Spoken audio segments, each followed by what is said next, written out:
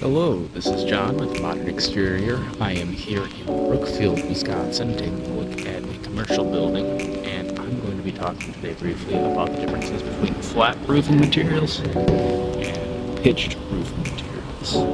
Here in this building, we see a combination of both types of roofing. We see a larger flat portion on this upper peak here, and a smaller pitched portion of the roof around the perimeter.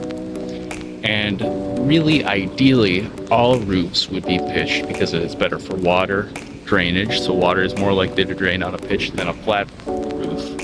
All flat roofs have some level of pitch, but it's not nearly as much as you'd see on a traditional pitched roof. But the problem with having a pitched roof, especially in a structure like a commercial building or a larger construction, you need a pitch pretty far up to maintain this level of pitch across the entire construction. And oftentimes that's not feasible, so it would make more sense to go with a lower slope and take up less vertical space.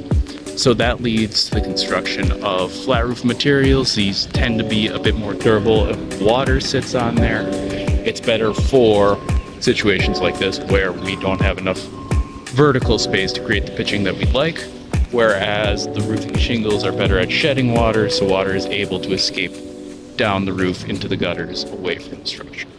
This is John with Modern Exterior, signing off.